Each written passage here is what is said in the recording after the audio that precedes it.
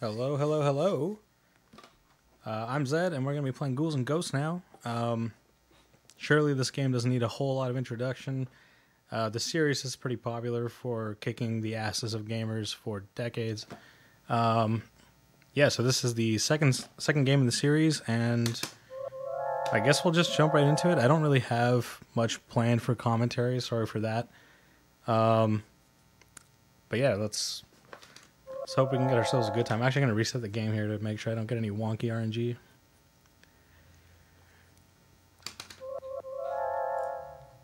And 3, 2, 1, go.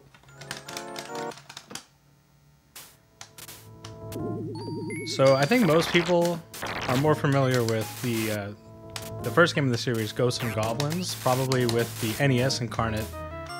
Those of you who are unfortunate enough to know that game know that it is really, really hard, really unforgiving.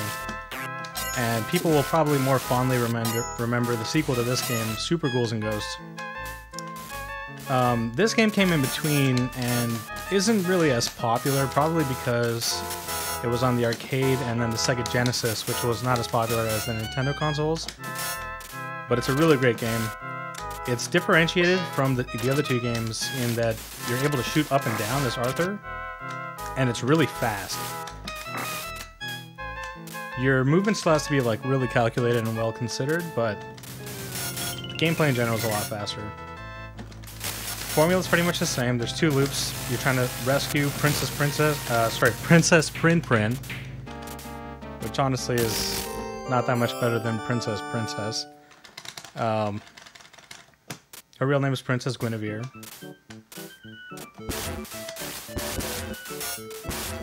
And the two loops is kind of what makes the series so infamous. There are 5 stages. Once you get to the end of the 5th stage on loop 1, you're basically told that you don't have a weapon powerful enough to defeat the final boss, and you have to do it all over again.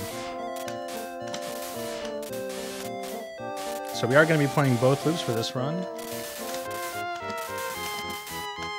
And yeah, I guess I'll start breaking down some of the game's systems.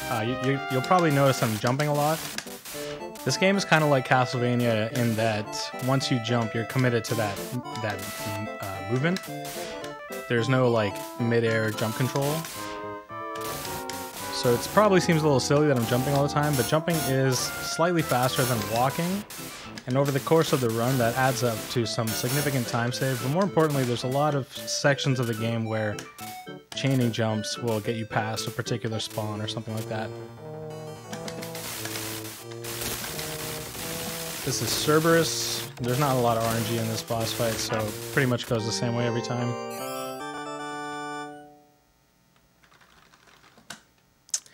And this is the only auto-scroller in the game. It's not too long, fortunately, and basically my goal for this whole stage is going to be to try to farm myself a dagger, which is easily the most powerful weapon in the game. It's just super fast. This is the only place where you'll want to pick up an axe, only because it's really good at cleaving through these goblins, which gives you a higher chance of getting a dagger. And there it is. Got it kind of early, it's a little bit lucky. You really don't want the axe in any other circumstances. That is something that I don't think has changed throughout the G&G series. It's almost a prank of a weapon. It's like hilariously bad.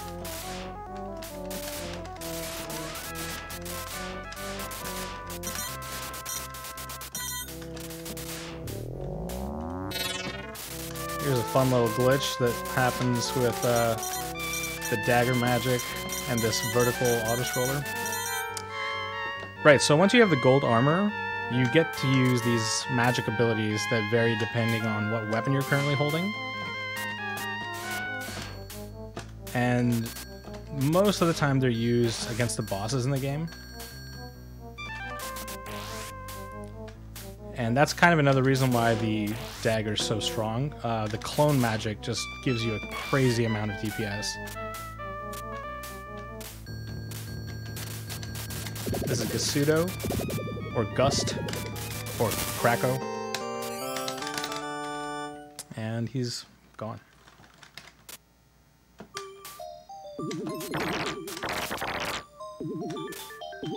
Now we're in the Crystal Caves. This area is probably the meanest stage in the game.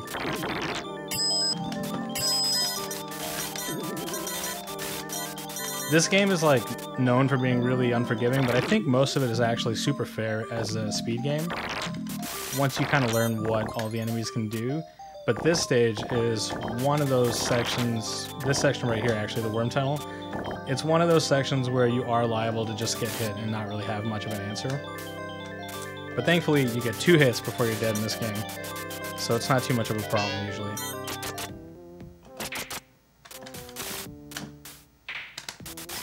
Alright, I went for a really big skip there. Didn't work out. We're not going to try it again. It's no big deal. In failing it, I actually achieved one of the alternate strategies named Big Dump, which is where Arthur dumps his bones into the water.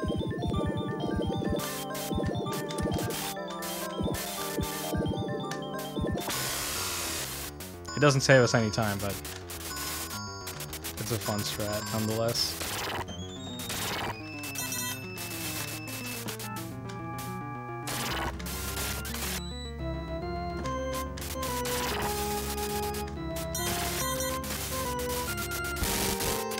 Right, so that was Ohm. He's got 5 beating intestines. You would think they're hearts, but they're not, I guess. And we had a pretty good pattern on Ohm there. That's one of the bosses that can cost a lot of time with RNG. Those big snakes flying around above him, or big worms rather, they're fully invincible and they just block all your projectiles. So depending on how he's feeling, you can lose a lot of time.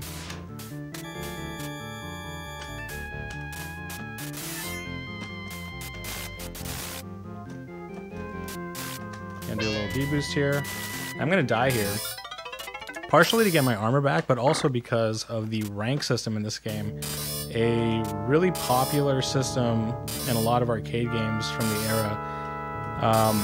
The longer you're alive in this game, the higher your rank becomes, and that makes the game harder in various ways. Most of the time it manifests as enemies moving faster or shooting projectiles earlier, and if I don't die there, there's actually there's a very specific spawn on stage 1 in loop 2 that prevents me from doing a speed strat. So I have to die there to reduce my rank. Wow, we got the stomach fire from both Astros. That is some super crappy RNG. But it worked out. Let's hope that means that Beelzebub here is going to give us a decent pattern. Oh. Okay, no magic. We should be okay though. Nice, he gave us a really friendly pattern. It's pretty rare that you get a 1 cycle on Beelzebub without the gold armor. So here's a Saint Michael, I want to say, or Santa Claus, or Theoden, as Captain Gordon is pointing out. And he's basically explaining to us that we're not going to be powerful enough to defeat Loki, who's behind the door, until we get our hands on the Psycho Cannon, which we will receive from the Goddess of Battle on the 2nd loop of the game. So we're going to go back to stage 1 and try to get our hands on the Psycho Cannon at some point.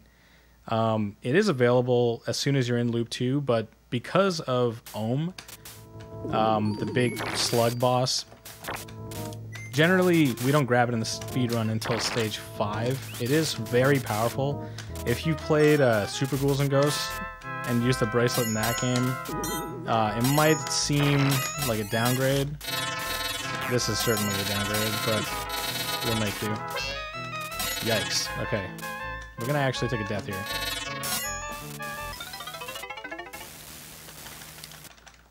But the Psycho Cannon in this game is not like the bracelet in Super Ghouls. It is stupid powerful. It's just similar in that there's a limited range. So because of that, and the fact that the intestines on the Ohm fight are like pretty far away from you, we got tickled. You gotta be really careful here. These earthworms are pretty random.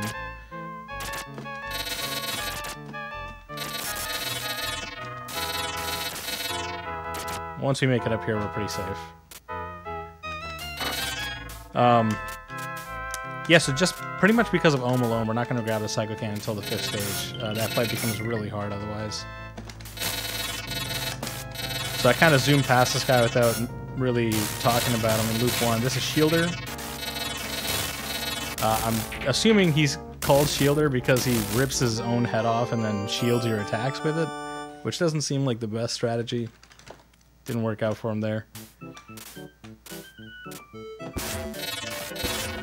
I do want to get rid of this discus, but it's actually kind of hard now that I'm in the 2nd loop, because anytime I open a weapon chest while I have gold armor, it's going to drop, it's going to spawn the Goddess of Battle, and she's going to drop the Psycho Cannon. For most of the game, the discus is actually not bad. It's pretty much on par with, or sometimes better than the lance, depending on the situation. But there's a pretty common theme in this game where weapons with big hitboxes tend to not be great. There's a lot of like walls and invulnerable hitboxes that kind of soak up your projectiles. And the discus hitbox is pretty big, so we don't really want to deal with that. Thankfully on this stage, it's not really a problem.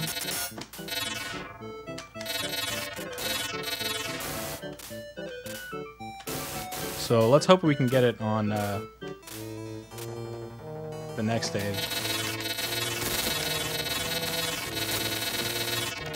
Damn, I didn't get the quick kill. It's all good. Yeah, let's see if we can get ourselves a 1-up.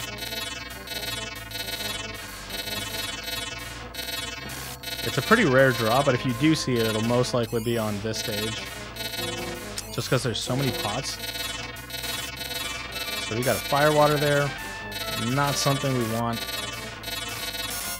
Alright. I'm going to spend a little bit of time as a duck. Nice, we got our dagger back.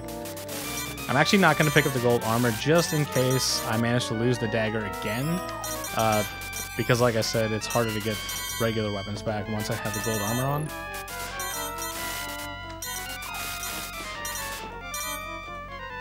I'm gonna let this guy fly away with a spot.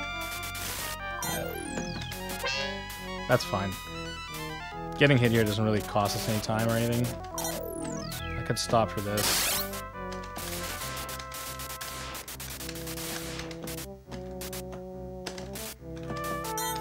That was pretty close. It's kind of spooky. But we made it.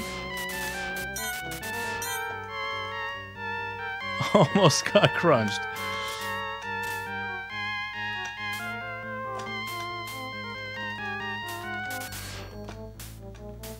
Again, not gonna mess with that guy in his pot. Oh, yikes. Pretty minor time loss there. Let's call that a strategic D rank. There we go, got the chest jump that time. It is a pretty precise trick. You want to jump into that chest like as it's spawning, and it clips you up on top of it, and it lets you skip some of that platforming down there.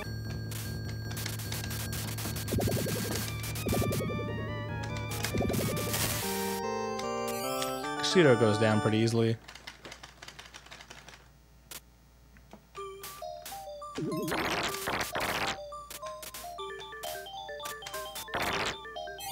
Okay, that was a little bit spooky. I thought I was gonna get trolled with an axe or something. There we go. We got a pretty sweet little skip here.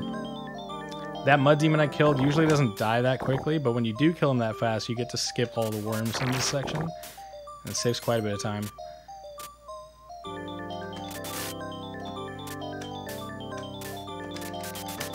Cool, so I got the high shot here, which is slightly slower, but it actually means I'm going to be able to get myself in armor here. If I can spawn this chest, I don't really know where it is. Well, I failed to open the chest. We're going to move on.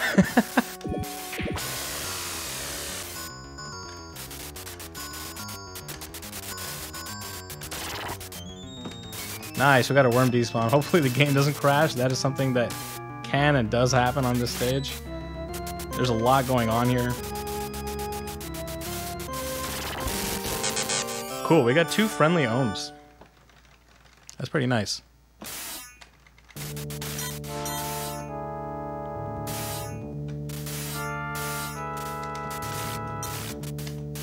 The Areemers in this game are also quite a bit more tame than their brothers in Super Ghouls. Oh shit, this one, he zipped. Okay, I'm gonna drag him out here, if I can. A little bit of time lost there, but I don't really want to mess with him. I want to make sure I get my Psycho Cannon.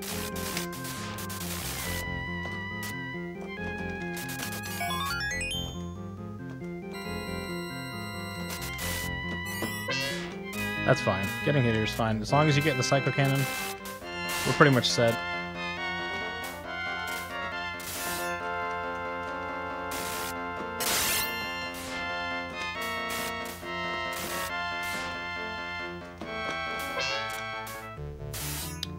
Take another death here for safety. I'm gonna get my armor back, and then we're gonna go through the boss route. Oh, I actually didn't realize I was out of lives. Yikes. Let's not get book bossed. Damn, that sucks. That's the 1 CC gone. I was not paying attention to my lives.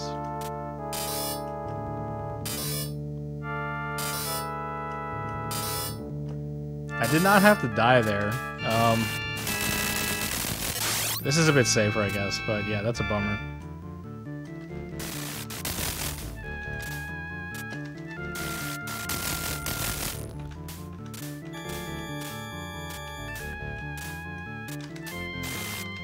It's a shame we can't use this weapon throughout more of the run because it is, like, really, really strong.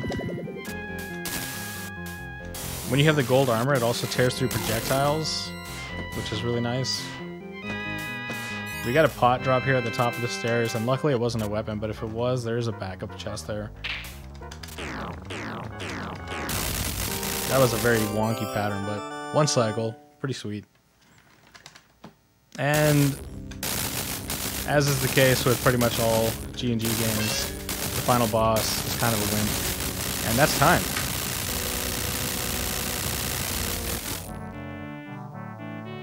Yeah, that was sub 17, not bad. Got the knee boost. Got up close and personal, saying what up to Loki. Yeah.